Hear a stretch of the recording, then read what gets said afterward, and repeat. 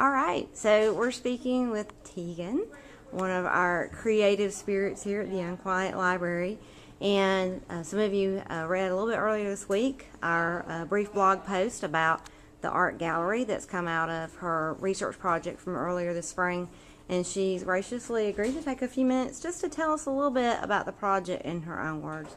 So, Tegan, tell us a little bit about how you went about the process of creating your photographic prints and what you hope to accomplish through the creation of those photographs. Well, the photographs originally went with a project that I did last year with a friend of mine, and our project was sort of rounded around, okay, veterans and PTSD when they return and how the illness is just seriously undermined.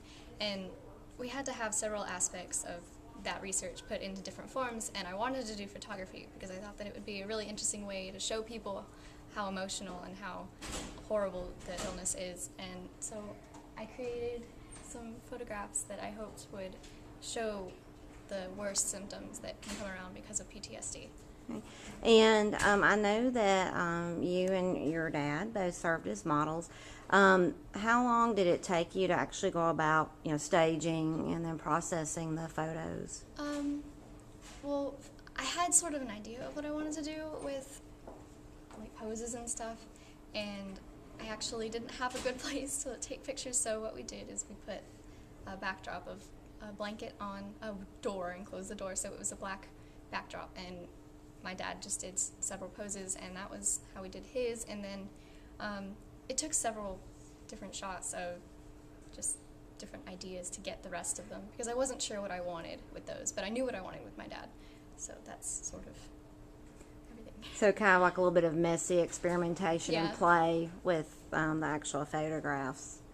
Is there any one of the particular prints that might stand out as a favorite for you, or that might, be the one that you think is most interesting or meaningful?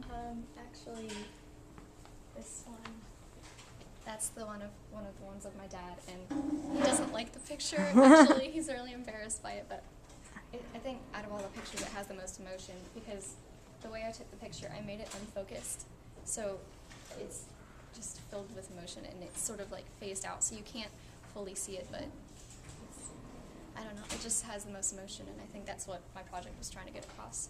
Well, I agree. That particular photograph does have that quality of really kind of distilling, I think, that emotion associated with PTSD that you were trying to convey, and that was based on your research.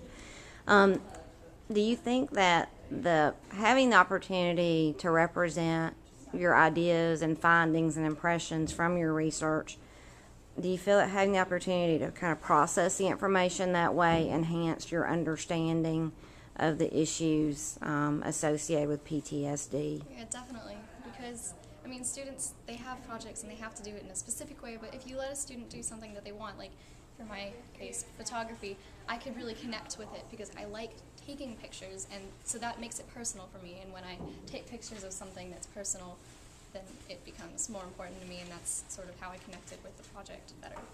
Okay. Well, I think certainly the way that you approach the project has expanded, our understanding of what a digital text can be, and thinking about multi-genre writing and how that does help people engage more meaningfully with research assignments. And just in closing, if you were going to be working, with other English teachers or librarians, would you encourage them to give students an opportunity to explore alternate forms of composition like photography or artwork? Well, definitely.